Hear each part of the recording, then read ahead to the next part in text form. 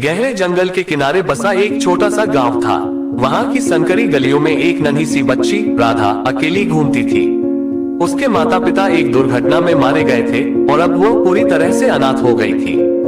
गांव के लोग कभी कभी उसे खाना दे देते, लेकिन कोई उसे अपनाने को तैयार नहीं था।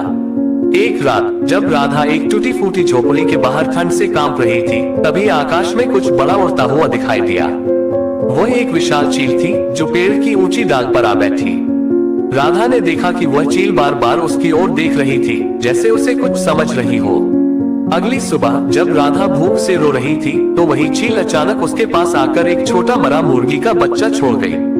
पहले तो राधा डर गई, लेकिन भूख के कारण उसने किसी तरह उसे खा लिया। ये सिलसिला रोज चलने लगा। चील रोज कुछ न कुछ खाने को लाती, कभी कोई फल तो कभी मांस का कोई टुकड़ा।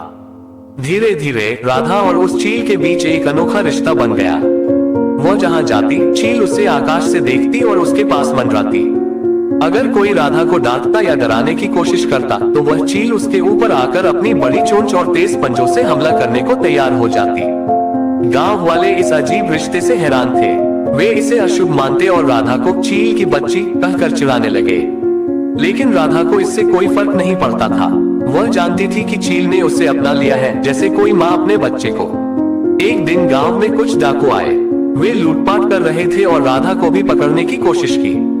वह चीखने लगी, लेकिन गांव के लोग खुद डरे हुए थे, कोई मदद के लिए नहीं आया।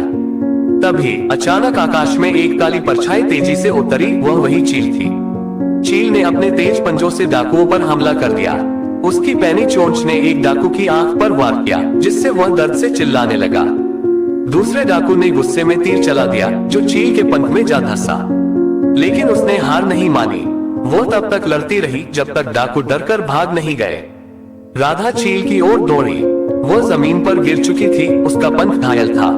राधा उसकी गोद में सिर रखकर रोने लगी। गांव वाले ये सब देख रहे थे।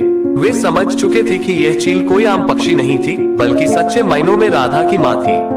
कुछ देर बाद चील ने अपनी बड़ी आंखों से राधा को एक आखिरी बार देखा और धीरे धीरे अपनी आंखें मूंद ली।